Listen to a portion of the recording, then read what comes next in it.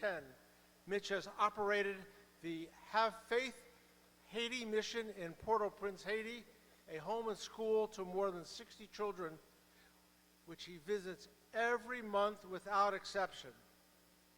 Please join me in welcoming a longtime friend of Miami. Ladies and gentlemen, give it up for Mitch Albom.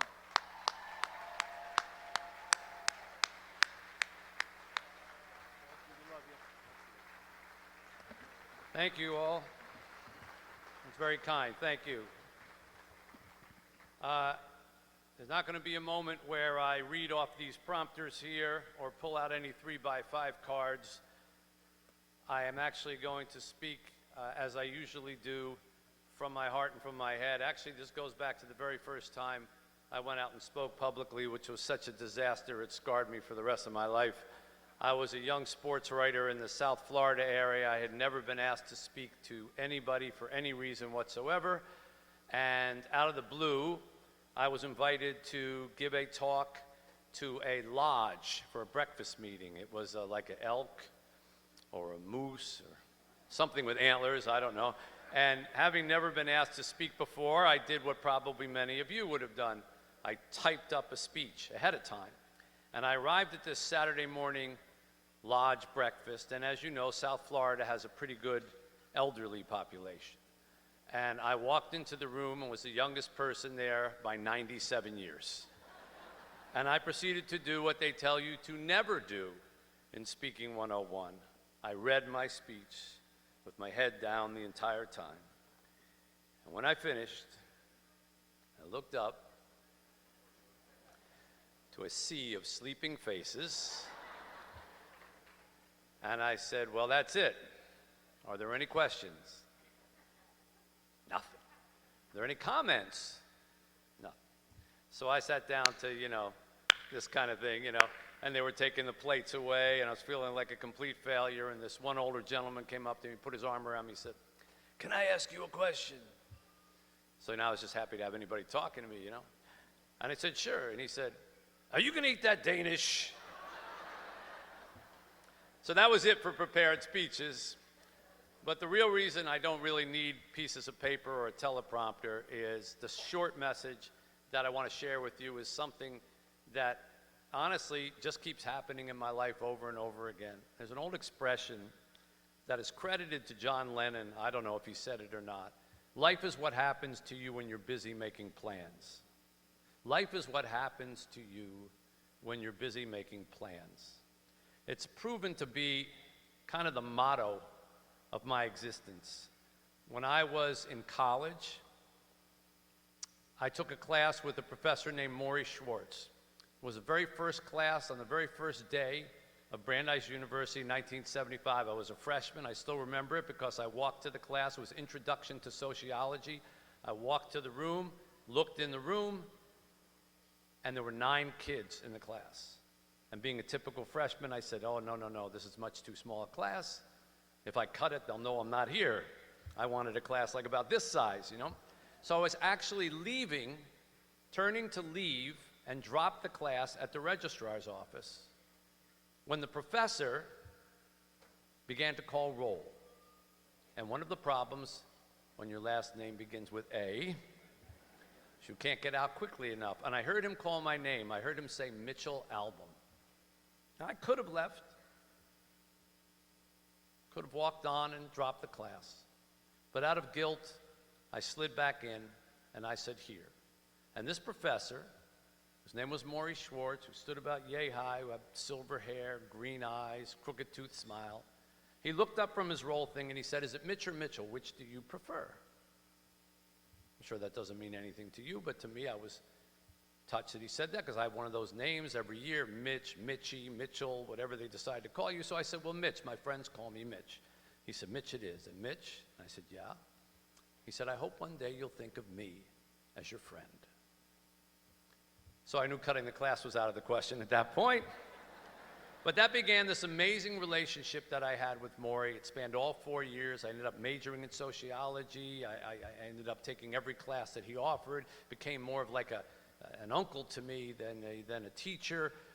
And on graduation day, I gave him a briefcase as a present.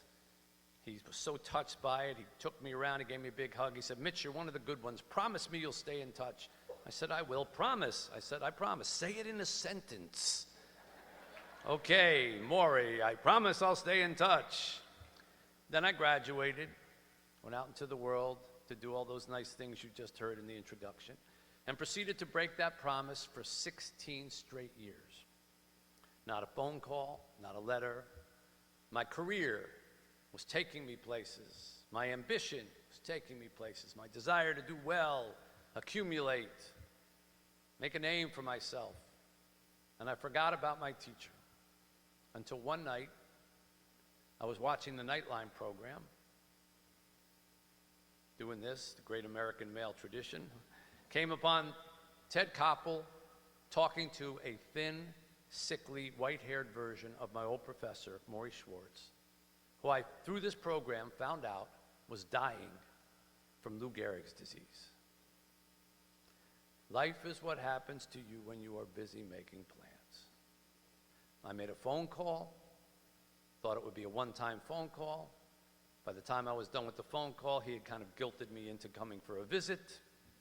I made a visit, thought it'd be a one-time visit.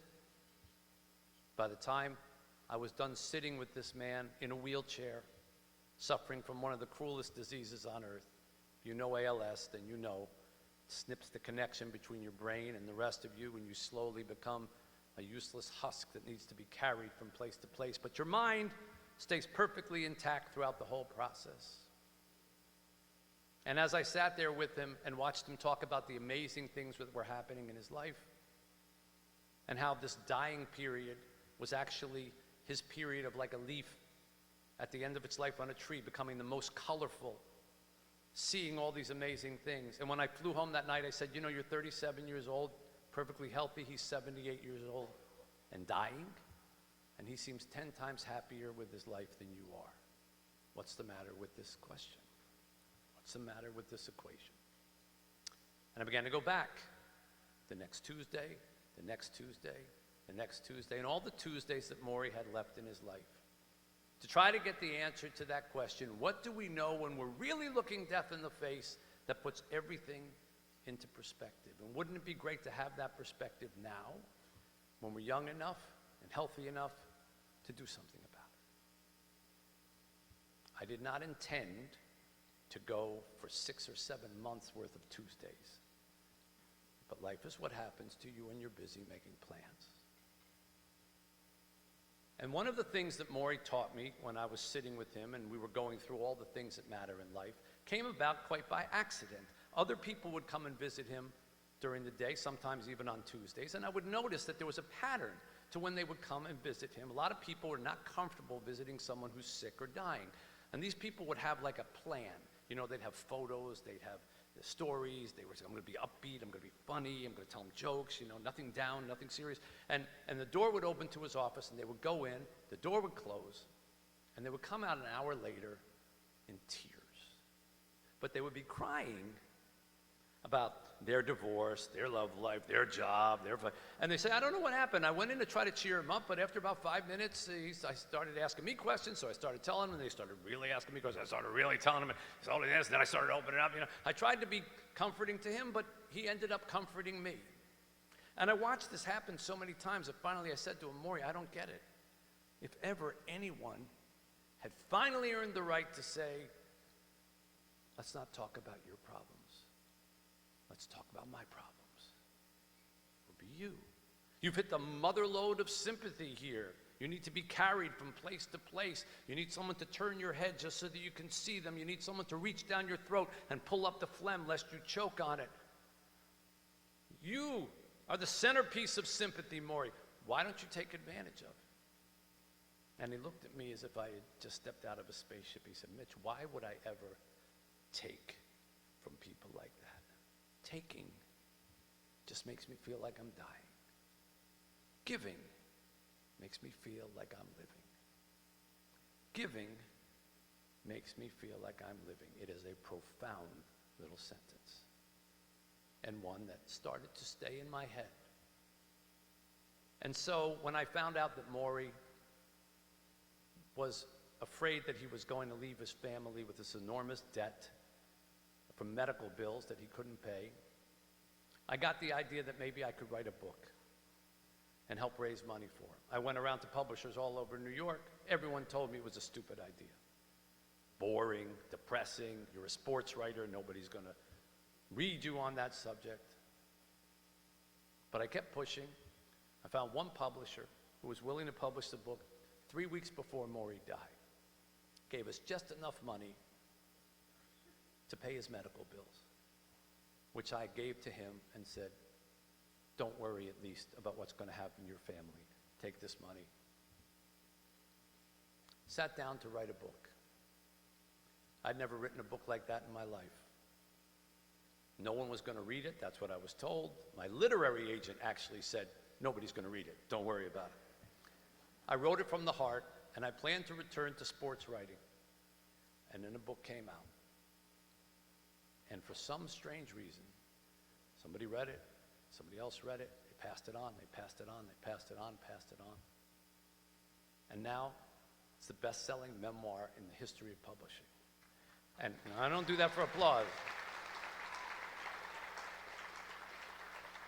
Point is, life is what happens to you while you are busy making plans. And my life went from talking to people about the Super Bowl, being in an airport, someone running up and say, hey, ESPN guy, sports guy, who's going to win the Super Bowl? And I'd say, Patriots, and go up the elevator or escalator, because the answer was always Patriots in those days. It was never Lions, by the way. And now all of a sudden, people would stop me in airports and they would say, my mother just died of cancer, and the last thing we did was read your book together. Can I talk to you? And you can't say, Patriots, and go up the escalator. You have to stop and listen. And I stopped and listened and heard story after story after story after story about people who were suffering, people who were in grief, people who had dealing with life-threatening illnesses, people who were dealing with terminal illnesses, people who were dealing with ALS, brain injuries and the like, over and over and over again, until it became part of who I was. And giving is living became the mantra for my life. And in 2006, after starting some small charities in Detroit, we had the Super Bowl, you may recall, and I went down to a homeless shelter in Detroit to write a story because they were going to do a Super Bowl party for the homeless.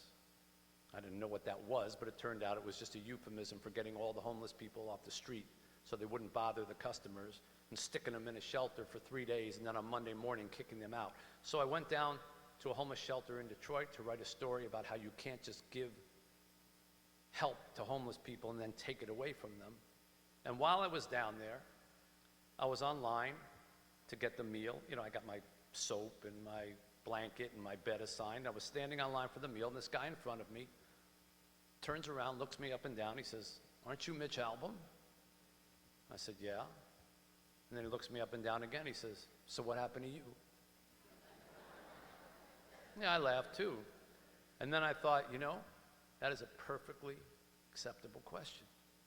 I'm sure he never figured to be online here. Back in 2006 and 7 and 8, there were a lot of people who used to dole out the soup at soup kitchens who then were suddenly online at them.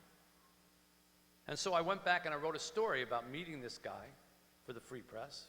And I tried to raise $60,000, which was the amount of money that we would need to keep all the homeless people in that shelter until April when the weather warmed up. And do you know that in 1 week, I got $325,000 sent in from people like yourself. And because we had way more money than we were anticipating, I was kind of forced into creating a charity. So I started something called Say Detroit, Super All Year Detroit, instead of Super One Weekend. You would have thought a writer could have come up with something better than that, but I was under the gun. And today, Say Detroit is a multi-million-dollar charity that oversees more than 10 organizations that deals with kids as young as 5 days old, all the way up to senior citizens, veterans, the homeless, the play center, we make bicycles, we have a water ice shop and a popcorn shop, whatever, all because I happened to stand online behind a guy who said, "What happened to you?" And that led to something else and led to something else. Life is what happens when you're busy making plans. And in 2010, there was an earthquake in Haiti. I couldn't have found Haiti on a map. It was an earthquake. I felt bad. A pastor came to me in my radio program and said, "I have an orphanage in Haiti. I think it's been destroyed. I can't get a phone call through. Can you help me get there?" And because the idea of children being buried under rubble stayed in my mind as something I couldn't possibly tolerate, I helped him get there, and I went with him. And I ended up going to this orphanage, which thank God wasn't destroyed. And I met the most amazing kids in the world. Kids who were hopeful and joyous and faithful despite having nothing. Having toilets that were just holes in the ground. Having a shower that consisted of a red bucket that they dumped over their head. Having all that the clothes that they owned fit into a little 12 by 12 cubby. And yet they were grateful and faithful. And I began to go back. And I gathered some people from Detroit. We called ourselves the Detroit Muscle Crew. We went back 9 times, built the first toilets, first showers, first kitchen, first school to this place. And eventually, when the pastor there told me he didn't have any money to run the place, I blurted out, "Well, I could probably run this place. I run some charities in Detroit. How hard could it be?" And next thing you know, I inherited an orphanage. An orphanage. I don't have kids, but I inherited an orphanage. Life is what happens to you when you are busy making plans. And one of the kids at that orphanage was a 3-year-old girl who came to us, whose name was Chica. And she was born 3 days before the earthquake. And on the day of the earthquake, was lying on her mother's chest inside a single-room brick structure when the earth shook and the building collapsed, but the roof, because it was made of a piece of tin, fell backwards, so it didn't fall on top of them. And the mother and the child were left exposed to the heavens, but alive. And that night, Chica was put in a bed of sugarcane leaves in the dirt, and that's where she slept for the next 6 weeks of her life. So she was born tough, and she would need to be tough, because 2 years later, her mother would die giving birth in that same rebuilt cinder block shack. She died because there were no doctors present. There were no doctors present because there's never doctors present when poor people are giving birth in the provinces out in Haiti. You have to take your chances. Maybe you have a midwife. And something happened during the delivery, and the mother died. Chica's mother died in this bed when her baby brother was born. And that day, she was taken and brought to our orphanage. And for the next 2 years, she was the loudest, most obnoxious kid I have ever seen. But we loved her because she was Chica. She was like Ethel Merman in size 1 shoes. You could hear her voice all across the way. And then when she was 5 years old, she began to develop a droop on her face. And we took her to the only doctor we could find who knew neurology in Haiti. And he said, "Well, we need an MRI." We took her to the one MRI machine in all of Haiti, where you pay $750 at 4 o'clock in the morning, cash, and then you sit and wait for them to take a picture. And when they took a picture, they sent me the report, and the report was 2 sentences. The child has a growth on her brain in the pons area, and whatever it is, there's no one here in Haiti who can take care of her. That was the MRI report. We brought her to America, thinking, all right, amazing doctors over at Mott's Children's Hospital will help us. We brought her there. They said, "We hope it's just a stage 1, maybe stage 2. They did the operation, then called us into a room, and I could tell by the doctor's face something had gone wrong, and he said, "I have some bad news. This is something called DIPG, diffuse intrinsic pontine glioma, stage 4, there's no cure." Life is what happens to you when you're busy making plans. Suddenly, instead of taking this little child back to Haiti after her operation, we inherited a daughter. And for the next 2 years, traveled around the world trying to find a cure for the incurable. Along the way, we met some amazing people, some of whom are in this room, including Erica Colston from Walk the Line, the good people there.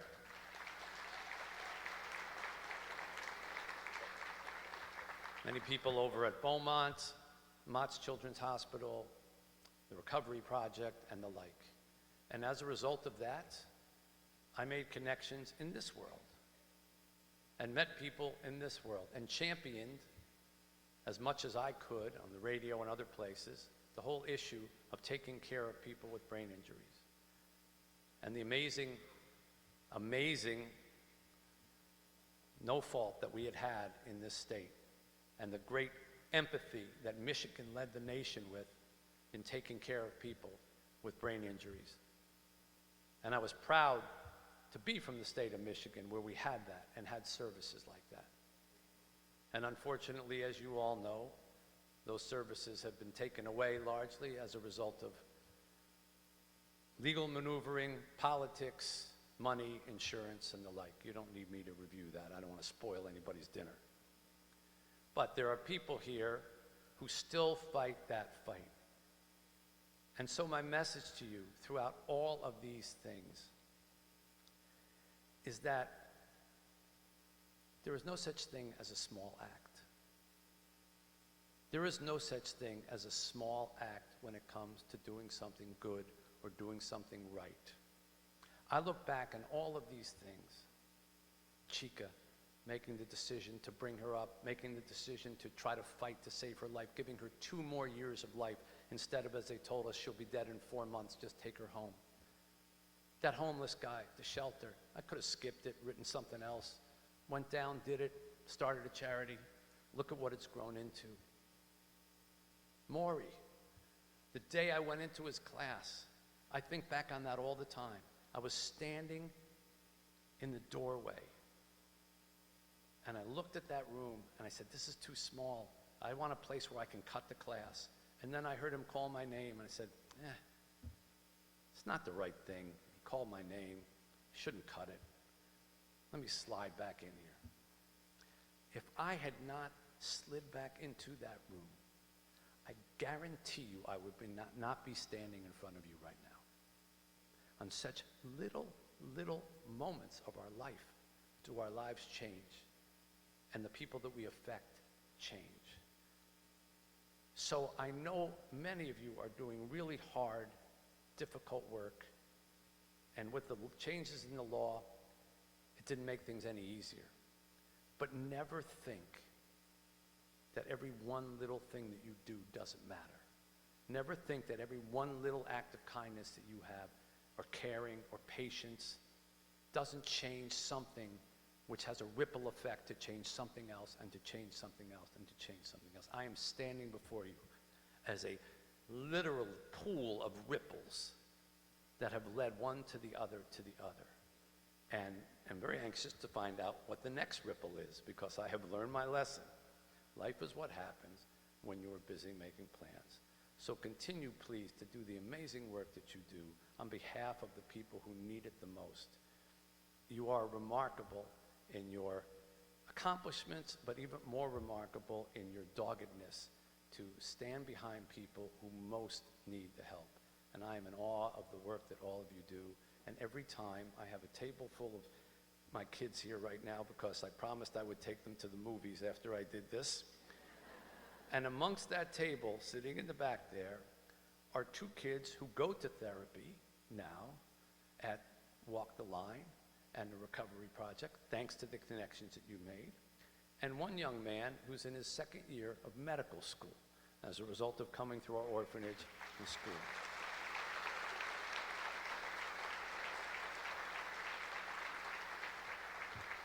So remember, every little thing that you do leads to something like that.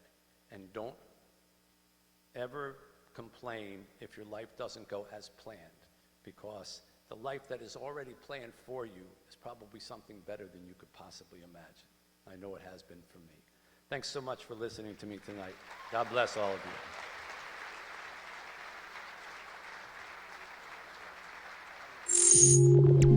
you.